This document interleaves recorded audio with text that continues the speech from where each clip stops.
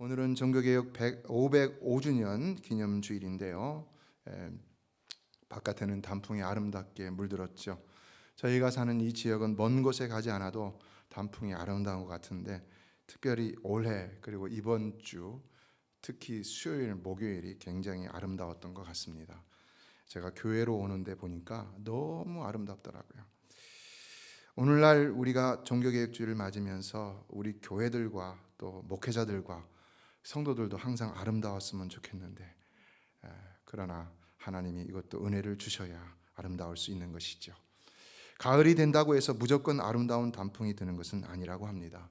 해마다 기후 조건이 맞아야 아름다울 수 있다고 하는데요, 단풍이 이쁘게 들려면 그에 필요한 온도와 습도가 적절해야 한다고 합니다.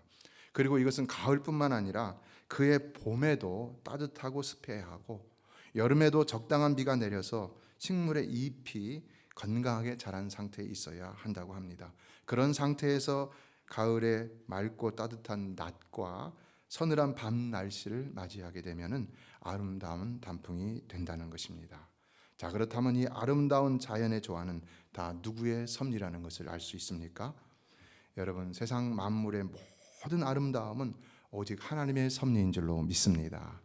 우리의 아름다움도 오직 하나님의 섭리 가운데 이루어지는 줄로 믿습니다. 예, 우리 성도의 삶도 하나님께서 오직 은혜로 섭리해 주셔야 아름다울 수 있는 것입니다. 하나님께서 새초부터 새말까지 은혜를 주셔야 올 한 해 우리의 삶이 아름답게 결실할 수 있는 것입니다. 그런데 본문 12절을 보면은 하나님께서 돌보아 주시는 약속의 땅 가나안에는 연초부터 연말까지 여호와의 눈이 항상 그 위에 있느니라고 말하고 있습니다. 무엇을 우리에게 얘기해 주는 것일까요? 이것은 성도가 마땅히 살아갈 약속의 땅 가나안을 벗어나지 않을 때 항상 하나님께서 돌봐 주시는 은총 속에 살아가게 된다는 것을 가르쳐 주는 것입니다. 성도는 자꾸 세상으로 나가려 해서는 안 된다는 것입니다. 하나님께서 축복을 약속하신 가나안에만 거하기 위해서 힘써야 한다는 것인데요, 그리할 때 세상에서 맛볼 수 없는 하나님의 놀라운 구별된 은총과 축복의 열매들을 누리며 살게 된다는 것입니다. 이처럼 성도가 누려야 할 모든 하나님의 은총과 축복의 아름다운 열매들이 열리는 곳이 바로 하나님의 약속이 있는 젖과 꿀이 흐르는 가나안 땅입니다.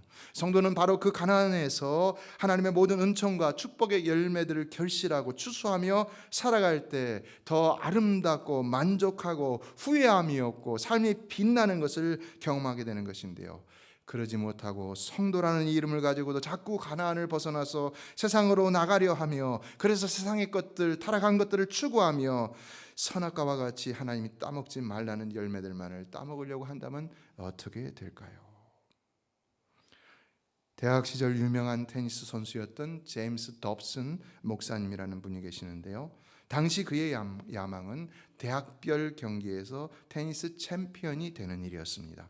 그래서 학교 진열장에 자신의 이름이 새겨진 트로피를 진열해 놓고, 그래서 자기 이름이 그 학교와 학생들에게 계속해서 기억되는 일이었다는 것인데요, 그렇기 때문에 그는 운동을 아주 열심히 해서 실제로 많은 우승 트로피를 따서 학교에 기증을 했다는 겁니다. 그런데 몇 년이 지나서 어떤 사람이 작은 편지와 함께 그가 학교에 진열했던 그 트로피 중에 하나를 자기에게 소포로 보냈다는 것입니다. 그래서 무슨 일인가, 그 사연을 알기 위해서 편지를 읽어보니까 이렇게 적혀 있었다는 것입니다. 내가 쓰레기장 옆을 지나가다 보니 트로피가 하나 있어서 우연히 꺼내 보았습니다. 그랬더니 당신의 이름이 적혀 있더군요. 너무 아까운 것 같아 당신에게 소포로 붙입니다. 학교가 재건축을 하면서 당신 트로피를 전부 쓰레기통에 집어넣은 것 같습니다. 여러분, 이 편지를 받아든 목사님의 마음이 어떠했을까요? 그는 이렇게 말했다고 합니다. 얼마간 시간이 흐르면 당신의 삶의 모든 트로피는 누군가에 의해 버려지게 될 것입니다. 여러분, 세상의 것은 다 사라질 헛된 영광이고 헛된 소망이라는 사실을 기억해야 한다는 것입니다. 그러므로 우리 성도들은 절대로 그런 것들을 따라가서는 안 된다는 겁니다. 그럼에도 오늘날에 많은 성도들이, 또 많은 목회자들이 세상을 따라 물질과 명예와 권세와 향락을 위해 살아가는 것을 보게 되는데요, 어떻게 해야 되겠습니까? 그래서 우리에게는 항상 개혁이 필요하다는 것입니다. 그래서 우리는 이런 것들을 항상 점검하고 다시 제자리로 돌아오려는 노력을 하지 않으면 안 된다는 겁니다. 결코 세상의 물질이나 명예나 권세나 향락이 성도가 추구해야 할 축복의 열매는 아니라는 사실을 항상 기억하고 우리의 마음이 여기에 있지는 않은가? 우리의 삶이 이런 세속에 물들어 있지는 않은가? 항상 자신을 점검해야 한다는 것입니다. 오늘은 결실의 달 마지막 주일로 참된 축복의 열매는 무엇인가를 생각하며 종교개혁주의를 맞아서 우리의 신앙을 점검해 보기를 원하는데요. 자, 그렇다면 여러분, 진정 축복의 열매는 무엇일까요? 무엇이 진정 축복의 열매일까요? 성경을 보면 그것은 무엇이든지 간에 오직 하나님의 은혜에 의하여 맺어지는 열매라는 사실을 확인할 수가 있습니다. 무엇이든지 간에 하나님께서 은혜로 주시는 그것이 축복이라는 것입니다. 먼저 10절을 다 같이 읽겠습니다. 시작. 내가 들어가 차지하려는 땅은 내가 나온 애굽 땅과 같지 아니하니 거기에서는 너희가 파종한 후에 발로 물대기를 채소밭에 댄과 같이 하였거니와. 애굽 땅은 어떤 땅이었다는 것입니까? 애굽 땅은 항상 물이 가득한 강이 있어서 농사를 쉽게 지을 수 있는 땅이었다는 것이죠. 그곳은 나일강이라는 세계적으로 가장 길고 큰 강이 있어서 얼마든지 물이 풍부했습니다. 가물어도 그 강은 마르지 않았습니다. 그래서 밭에 강물을 대기만 하면은 그들은 풍성한 열매를 얻을 수 있었다는 것입니다. 그러나 가나안은 어떠한가? 11절을 읽어보겠습니다. 시작. 너희가 건너가서 차지할 땅은 산과 골짜기가 있어서 하늘에서 내리는 비를 흡수하는 땅이요. 가나안 땅은 어떤 땅이라는 것입니까? 우리가 여기서 주목해야 될 만은 하늘에서 내리는 비라는 것입니다. 가나안 땅은 물이 있는 땅이 아니라 하늘에서 비가 내릴 때 그 비로만 농사를 지을 수 있는 땅이라는 것입니다. 비가 내리지 않으면 결코 농사를 지을 수 없는 척박한 땅이라는 것인데, 그런데 왜 이런 땅을 축복의 땅이라고 말하느냐? 12절은 연초부터 연말까지 항상 여호와의 눈이 그 위에 있기 때문이라고 말씀하고 있습니다. 그곳의 환경은 열악할지라도 그것만큼은 세상 어디에서도 경험할 수 없는 환경을 뛰어넘는 전능하신 하나님의 돌보심이 항상 있기 때문이라는 것입니다. 따라서 그 땅은 오직 하나님의 은혜로 살아갈 수 있는 세상에서 유일하게 하나님의 약속이 있는 구별된 땅이기에 축복의 땅이라는 것입니다. 그러나 참된 축복은 이미 주어진 좋은 환경이나 심지어는 내 노력과 땀에 의해서만 얻어지는 것이 아니라 하나님의 은혜로 얻어지는 것이라는 사실을 우리는 기억해야 되는 것이죠. 그러므로 인생의 참된 축복은 오직 하나님의 은혜라는 것인데요. 성경에서 말하는 복이라는 개념도 우리가 다시 새롭게 생각해 볼 필요가 있습니다. 이 복이라는 단어를 히브리어로 바라크라고 하는데요. 이 단어는 창세기 1장 22절에서 처음으로 사용되고 있습니다. 하나님께서 새와 물고기를 창조하시고 그들에게 복을 주셨다, 바라크를 주셨다, 이렇게 기록하고 있습니다. 그렇다면 과연 하나님은 새와 물고기들에게 무슨 복을 주셨다는 것일까? 물질의 복, 건강의 복, 명예의 복, 도대체 무슨 복을 새와 물고기들에게 주셨다는 것일까요? 그래서 우리는 성경이 말하는 복의 개념을 잘 알아볼 필요가 있는데요. 창세기 1장 22절에서 말하는 복은 무엇이냐? 하나님께서 창조하신 피조물이 하나님이 의도하신 대로 존재하기 위해서 하나님이 공급하시는 모든 것이라 할 수 있습니다. 그러므로 새가 하나님의 창조하신 의도대로 하늘을 잘 날 수 있으면 그것이 그에게 복이고, 물고기도 마찬가지로 물에서 잘 헤엄을 칠 수 있으면 그것이 복이라는 것인데요. 그렇다면 하나님이 창조하신 우리 인생들의 진정한 축복은 무엇이라 할 수 있겠습니까? 무엇이겠습니까? 그래서 본문 13절은 말하고 있는데요. 같이 한번 읽어보겠습니다. 시작. 내가 오늘 너희에게 명하는 내 명령을 너희가 만일 청종하고 너희의 하나님 여호와를 사랑하여 마음을 다하고 뜻을 다하여 섬기면, 이 말씀은 조건절로 되어 있습니다. So if you faithfully obey the commands. 그래서 우리는 이것을 축복의 조건으로만 보는데요. 사실 우리가 진정한 축복의 의미를 안다면 이것 또한, 이것이 더 중요한 진정한 축복 축복이라는 것을 알 수가 있습니다. 진정한 축복은 바로 13절 말씀과 같이 사는 삶이라는 것입니다. 왜냐? 이것이 바로 하나님께서 우리에게 의도하신 삶이기 때문인 것입니다. 그러므로 진정한 축복은 물질이 아닙니다. 14절로 15절을 읽어보겠습니다. 시작. 여호와께서 너희 땅에 이른 비 늦은 비를 적당한 때에 내리시리니 너희가 곡식과 포도주와 기름을 얻을 것이요 또 가축을 위하여 들에 풀이 나게 하시리니 내가 먹고 배부를 것이라. 사실 우리는 이런 것만을 하나님의 축복이라고 생각을 합니다. 그래서 이런 것만을 얻기 위하여서 기도도 하고 열심히 봉사도 하는데, 그러나 성경이 말하는 바라크라는 관점에서 축복을 다시 본다면 이것만이 참된 축복이 아니라는 것을 깨달을 수 있다는 것입니다. 참된 축복은 오히려 13절의 말씀과 같이 하나님의 말씀에 청종하며 하나님을 사랑함으로 마음과 뜻을 다하여 하나님을 섬기는 일 그 자체라는 것입니다. 여러분, 우리가 정말로 이렇게 하나님의 말씀에 청종하며 하나님을 사랑함으로 마음과 뜻을 다하여 하나님을 섬기며 살아간다면 얼마나 좋을까요? 세상 사람들에게는 이런 욕구가 없지만, 믿음이 없는 사람들에게는 이런 욕구가 있을 수 없지만, 그러나 오늘 우리에게는 이러한 욕구가 있어야 되는 것이지요. 그리고 우리가 이런 삶을 살아갈 때 하나님 감사합니다. 하나님의 놀라운 은혜의 섭리 가운데 내가 이렇게 살 수 있다는 것이 하나님 감사합니다. 이것이 참된 축복이라고 고백하며 하나님께 감사와 영광을 돌려야 하는 것이지요.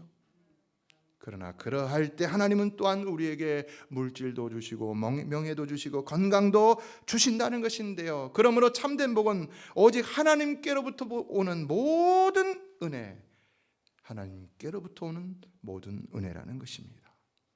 따라서 우리는 내가 하나님 말씀에 순종하지 않으면서 열심히 땀 흘려 얻은 것, 혹은 어떠한 우연한 게 일확천금으로 얻은 것을 하나님이 주신 축복이다 말할 수 없는 것입니다.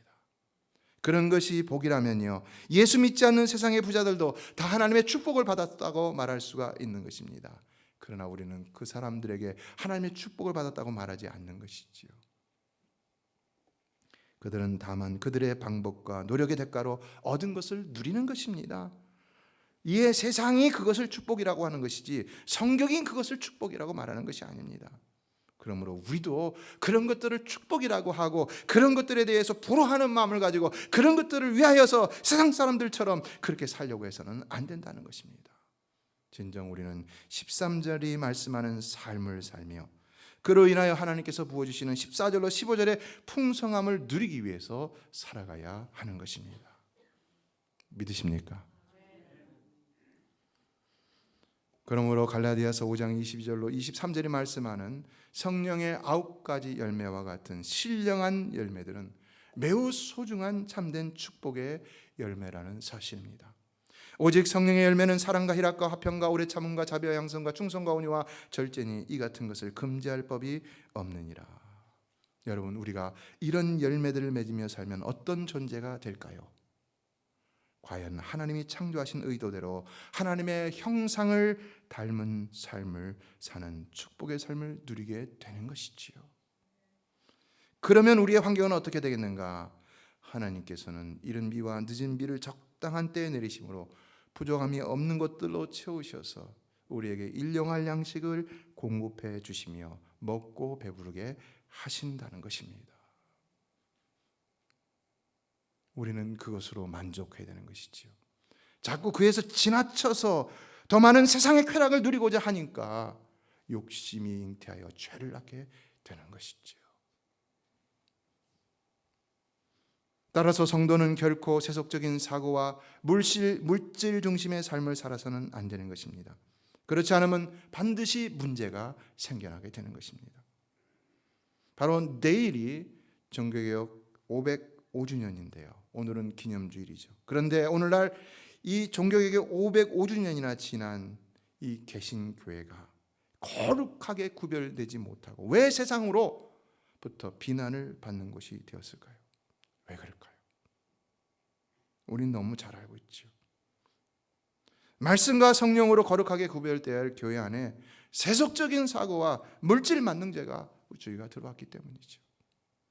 오늘날 세상으로부터 구별되어 빛과 소금의 역할을 감당해야 할 성도들이 왜 세상의 죄의 구렁텅이에서 세상 사람들과 함께 뒹굴며 범죄하는가? 어제 일어났던 한국의 참사 가운데도 크리스찬들이 있었을 것인데요. 왜 그럴까? 그것은 오직 말씀과 성령으로 거룩하게 구별되어야 할 성도의 생각과 가치관이 세속적인 것들로 물들었든지 아니면 아예 처음부터 변화된 모습이 없었기 때문이라고 할 수가 있는 것이죠. 그러나 세상적인 가치와 사고관으로 살게 되면은 인간의 노력만 있을 뿐인 것이지 정작 하나님이 부어주시는 이 약속의 축복은 없다는 것입니다. 지난 수요일 우리는 시드기야의 최후에 관해 살펴봤는데요. 시드기 왕은 유다의 마지막 왕입니다. 그래서 유다가 망할 때 있었던 왕입니다. 그러나 왜 유다가 망했느냐? 시드기야와 그 나라가 심판을 받음으로 바벨론에게 비참한 멸망을 당해서 망했다 했는데요. 그런데 제가 수요일에 왜 그들이 망했느냐라는 이유에 대해서 이런 말씀을 드렸습니다. 하나님께서 그들을 치셨다기보다는 그들을 돌보아 주시지 않았기 때문이다. 하나님께서는 범죄한 백성들을 치시기도 하십니다. 시내산에서 이스라엘 백성이 우상을 만들었을 때 하나님은 그들을 직접 치셨습니다. 언약궤를 운반하는 일이 있어서도 우사가 잘못했을 때 하나님이 그를 치셨습니다. 사도행전 12장 23절에서도 헤롯이 영광을 하나님께 돌리지 아니하므로 주의 사자가 곧 친히 벌레에게 먹혀 죽으니라 했습니다. 이처럼 하나님은 범죄한 자들을 치시는 하나님이시기도 합니다. 그러나 사랑의 하나님께서 얼마나 그 사랑하시는 자녀들을 치시는 것을 좋아하시겠는가? 여러분, 얼마나 하나님이 그 자녀들을 치시는 것을 좋아하시겠습니까? 그렇지 않은 것이죠. 그분의 본질이 사랑이니까 그분은 본질적으로 때리는 것을 원치 않으시는 것이지요.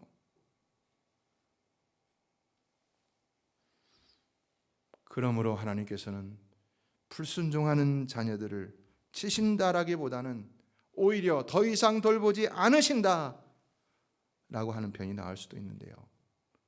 이것이 언약적 저주의 섭리라는 것입니다. 우리가 범죄하고 그래서 하나님의 심판 가운데 들어가면 하나님이 더 이상 우리를 돌보지 않으심으로 우리의 삶이 비참하게 될 수가 있다는 것입니다. 하나님의 언약에는 축복의 약속만 있는 것이 아니라 저주의 약속도 있기에 하나님은 축복의 섭리만 베푸시는 것이 아니라 저주의 섭리도 행하시는 것인데요. 그렇다면 우리가 어떻게 해야 오직 축복의 섭리 가운데만 살 수 있는가? 그래서 오늘 13절이 주어지고 있다는 것입니다. 우리는 반드시 13절의 말씀을 살아야 된다는 것입니다. 하나님께서 우리를 창조하신 의도대로 여호와의 명령을 청종하고 마음과 뜻을 다하여 하나님을 사랑함으로 섬기며 살아야 한다는 것입니다. 첫째 아담은 이 삶을 실패함으로 인류에게 저주를 가져왔지만 둘째 아담이신 예수로 인해 회복의 은총을 입은 우리는 결코 이 삶에 실패해서는 안 된다는 것입니다. 이와 같은 이야기가 출애굽기 23장에도 나오고 있고요, 신명기 28장에도 나오고 있고요, 그리고 예레미야 26장에도 나오고 있습니다. 예레미야 26장 13절은 이렇게 말씀하고 있습니다. 다 같이 읽어보겠습니다. 시작. 그런즉 너희는 너희 길과 행위를 고치고 너희 하나님 여호와의 목소리를 청종하라. 그리하면 여호와께서 너희에게 선언하신 재앙에 대하여 뜻을 돌이키시리라. 뭘 말합니까? 우리의 불순종으로 우리에 대한 하나님의 심판이 정해진 때라도 우리가 주의 말씀을 듣고 회개하고 돌아오면 하나님은 심판을 돌이키신다는 것이지요. 심판이 이미 정해져서 저주의 섭리 가운데 심판이 이미 정해져서 그가 심판을 받는 가운데 있다 할지라도 회개하고 돌아오면 돌이키신다. 그러므로 택하신 성도에 대한 하나님의 심판은 최종적인 것이 아니라는 것입니다. 하나님을 사랑하는 자 곧 그의 뜻대로 부르심을 입은 모든 자에게는 반드시 모든 것이 합력하여 선을 이루게 된다는 것입니다. 따라서 하나님의 택한 백성은 죄로 인하여 타락한 가운데 하나님의 징벌을 받는 고통 가운데 있더라도 반드시 회개하고 돌아오게 되어 있다는 것인데요. 그렇기 때문에 죽기 전에라도 회개하고 돌아오는 사람들이 있다는 겁니다. 평생 하나님을 떠나서 교회를 다니다 하나님을 떠나서 세상에서 방황하다가 죽기 전에 하나님께 돌아오는 사람들이 있는 것을 볼 수 있습니다.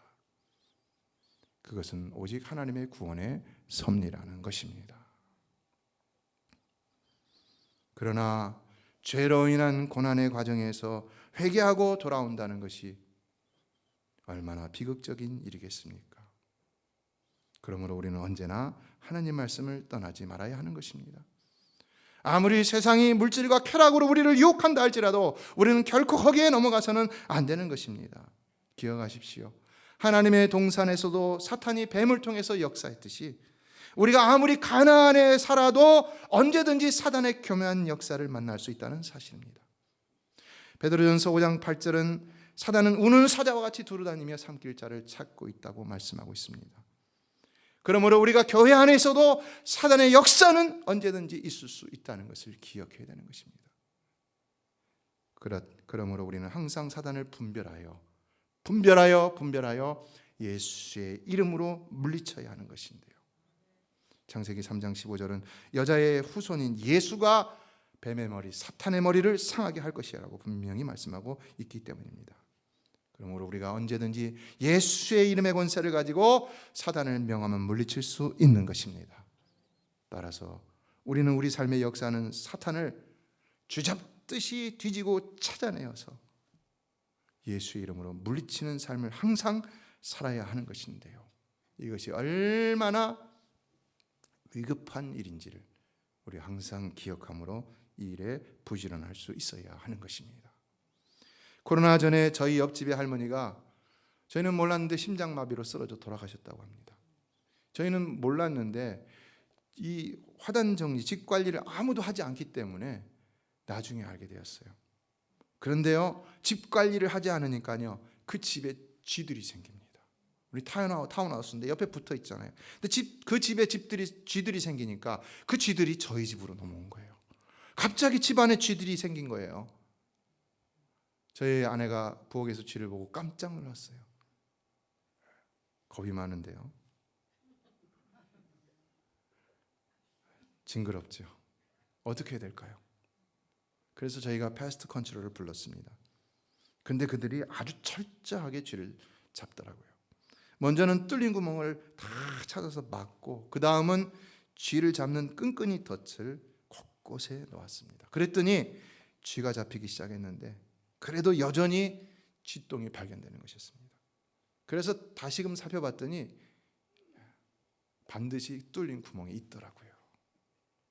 쥐는요, 이만큼, 그것도 큰 쥐도 아니고 조그만 쥐는 머리만 이렇게 해골만 들어갈 수 있으면 어디든지 다 들어가더라고요. 보니까. 그래서 그런 곳을 찾아서 막았더니 이제는 쥐가 없어졌습니다. 사탄은 꼭 이 쥐와 같은 것 같아요.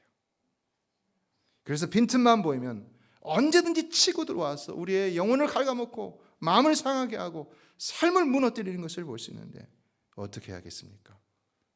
우리는 항상 빈틈을 보여서는 안 된다는 것입니다. 빈틈이 있으면 막아야 되는 것입니다. 매일매일의 경건 생활을 통해서 기도로 자신을 살피고 말씀으로 자신을 살피고 말씀으로 다시 결단함으로 그 빈틈을 막고, 그래서 어찌하든 간에 사단의 시험을 이기는 자들이 되어야 하는 것입니다.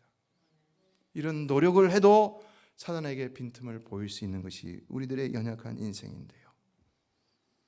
그러므로 우리는 늘 부지런히 말씀으로 자신을 살피며 회개로서 빈틈을 메우며 영적 분별력으로 사단을 찾아 예수의 이름으로 물리치는 이 일을 계속하지 않으면 안 되는 것입니다. 성도는 이처럼 거룩하고 경건한 삶을 살려고 부지런히 노력해야 진정 축복의 사람으로 하나님이 주시는 풍성한 것들을 늘 누릴 수가 있다는 것인데요. 이에 에레미야 17장 7절로는 이런 말씀을 하고 있습니다. 같이 한번 읽어보겠습니다. 시작. 그러나 무릇 여호와를 의지하며 여호와를 의뢰하는 그 사람은 복을 받을 것이라. 그는 물가에 심어진 나무가 그 뿌리를 강변에 뻗치고 더위가 올지라도 두려워하지 아니하며 그 잎이 청청하며 가무는 해도 걱정이 없고 결실이 그치지 아니한 같으리라. 이 뒤에 주어지는 말씀, 하반절의 말씀은 14절로 15절의 축복을 얘기하는 것과 같죠. 그러나 이 앞에 주어지는 7절의 말씀은 뭡니까? 이것은 바로 우리가 어떤 삶을 살아야 되느냐, 13절의 말씀과 같습니다. 우리가 여호와의 율법을 청종하고 그리고 하나님을 사랑함으로 마음과 뜻과 정성을 다하여서 하나님을 섬기고자 한다면 하나님을 철저히 의지하며 의뢰하는 삶을 살아야 한다는 것입니다. 오직 하나님만을 철저히 의뢰하고 의지하며 살아가야 한다는 것입니다. 오직 내 인생을 그 한 분께 다 내걸 수 있어야 한다는 것입니다. 내 지혜와 내 명철과 내 재능이 아니라, 내 수완이 아니라 오직 그 하나님께 다 걸 수 있어야, 그래야 하나님의 은총의 강물에 심겨진 나무와 같이 어떤 환경에서도 걱정 없이 축복의 열매들을 결실하며 누리며 살게 된다는 것입니다. 그래서 우리는요, 언제나 신실한 마음으로 하나님만을 의지하고 의뢰하는 성도가 될 수 있어야 하는 것입니다. 오직 하나님만을. 노르만디 상륙작전을 성공함으로 2차 대전을 승리로 이끈 영국의 몽고메리 장군의 이야기가 있는데요. 그는 당시 노르망디 상륙작전에 참여하는 연합군 병사들을 불러놓고는 연설을 했습니다. 그런데 그 연설 가운데 성경을 인용했다는 것입니다. 어떤 성경이냐? 시편 56편 4절을 인용했는데요. 같이 한번 읽어볼까요? 시작. 내가 하나님을 의지하고 그 말씀을 찬송하올지라. 내가 하나님을 의지하였은즉 두려워하지 아니하리라. 혈육을 가진 사람이 내게 어찌하리까? 그는 연설을 마치면서도 이 말씀을 다시 한번 인용했는데요. 그렇다면 왜 이 말씀을 인용했겠습니까? 놀랍게도 당시 연합군은 이 말씀을 통하여서 하나님을 의지함으로 전쟁의 두려움 가운데서 벗어나게 되었다는 것인데요. 그래서 담대함으로 대승을 거둘 수 있었다는 것입니다. 사랑하는 성도 여러분, 여러분도 하나님을 의지하고 의뢰함으로 세상을 두려워하지 않는 성도가 될 수 있기를 주의 이름으로 축원합니다. 세상을 부러워하는 것은요, 세상을 두려워하는 것입니다. 세상을 엔비하지 마십시오. 세상을 두려워하지 마시고 하나님을 의뢰하고 하나님을 의지하십시오. 그럼 어떤 유혹이 오더라도 담대히 승리할 것입니다. 담대히 승리할 때 오늘 우리는 13절의 삶을 살며 14절로 15절의 축복을 누리게 될 것입니다. 이의 축복을 의미하는 바라카라는 히브리 단어는 또한 무릎을 꿇다는 의미도 있는데요. 자, 그렇다면 이것은 우리에게 무엇을 가르쳐 주겠습니까? 복과 무릎을 꿇다는 의미는 거의 같은 의미라는 것이지요. 그러므로 우리가 하나님의 축복을 받기 위해서는 어떤 사람이 되어야 되냐? 무릎을 꿇고 사는 사람이 되어야 한다는 것을 가르쳐 주는 것입니다. 하나님을 의지하고 하나님만을 의뢰하는 자는 누구냐? 무릎을 꿇는 자라는 것입니다. 여러분의 무릎은 꿇려 있습니까? 사랑하는 성도 여러분, 쉬지 않고 기도하는 성도가 되시길 주의 이름으로 축원합니다. 쉼없이 하나님의 은혜와 축복을 누리게 될 줄로 믿습니다. 저는 확실히 믿습니다. 하나님은 과연 인생을 승부할 수 있는 분이라고 확실히 믿습니다. 기도의 오솔길이라는 글이 있는데요, 아프리카의 부족들 가운데 전체가 하나님을 믿는 부족이 있었다고 합니다. 그래서 마을 사람들은 숲속에 교회를 세우고 열심히 예배하고 기도하러 다녔는데, 그렇게 다니다 보니까 숲속에 오솔길이 생겼다는 것입니다. 그런데 마을 사람들이 점차 기도도 게을리하고 예배도 게을리하게 되니까 그 오솔길에 잡초가 무성하게 자라면서 그 오솔길이 사라져버렸다는 것인데요. 그런데 그때부터 마을 사람들은 이상한 일들을 겪기 시작했다는 것입니다. 기도의 오솔길이 있었을 때와 없어질 때 자신들의 삶이 달라지는 것을 느꼈다는 것인데요. 그래서 그것을 깨닫고는 그때부터 다시 기도의 오솔길을 부지런히 다니기 시작했다는 것입니다. 그리고 마을 사람들 중에 근심거리나 걱정거리가 생기게 될 때면 서로에게 이런 말을 주고받았다는 것인데요. 형제여, 마음의 길에 잡초가 자라고 있는 것 같군요. 기도길을 열심히 다녀 마음의 잡초를 없이 합시다. 여러분의 마음은 잡초로 무성하지는 않습니까? 여러분은 기도의 오솔길을 부지런히 가꾸어 하나님이 의도하신 삶을 살며 하나님 주신 모든 영적, 육적인 축복과 은혜를 누리는 복된 성도가 되시기를 주의 이름으로 축원합니다. 기도의 오솔길을 가꾸지 않는다면 마음의 밭은 황폐해지는 것입니다. 기도의 오솔길에 잡초가 무성하게 자라나기 시작하면요, 하나님의 손길이 떠나는 것입니다. 그래서 기도의 오솔길에 잡초가 많아지면 하나님의 은혜가 떠나니까 사람의 계획이 많아지는 것인데요, 그럴수록 우리는 더 바빠져서 더 기도하지 못하게 되는 모순에 빠지게 되는 것입니다. 그렇다면 어떻게 해야 되겠습니까? 그래서 개혁이 필요하다는 것입니다.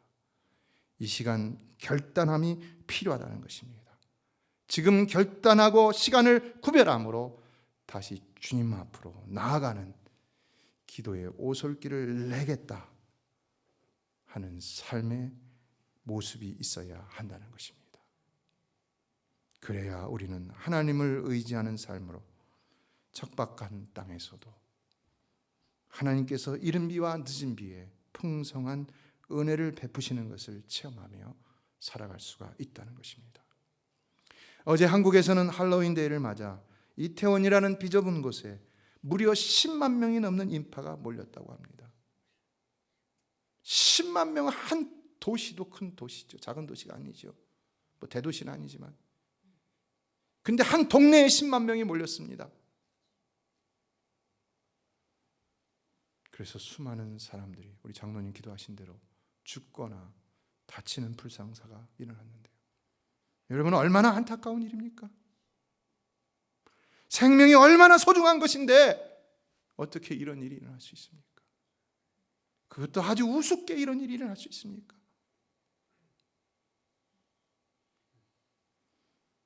안타까운 사실은 왜 미국도 아닌 한국에서 그 많은 젊은이들이 할로윈이라는 이 귀신놀이를 하려고 그렇게 다 안달복달 못해갖고 거기에 모였냐라는 것입니다. 여러분, 이것이 유치원에서부터 하고 있습니다. 이걸 하는 학교들이, 유치원들이나 학교들이 수준이 높은 학교들이에요. 부자 동네에서 하고 있어요.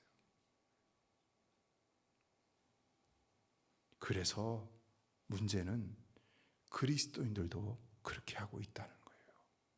많은 그리스도인들이 이 할로윈이라는 귀신놀이에 참여하고 있다는 겁니다. 세상 사람들은 몰라도 우리는 그러면 안 되는 것이죠. 여러분, 우리 그리스도인들은 반드시 구별된 삶을 살아야 할 줄로 믿습니다. 구별된 삶으로 세상을 선한 길로 인도하는 하나님의 사람들이 되어야 하는 것이죠.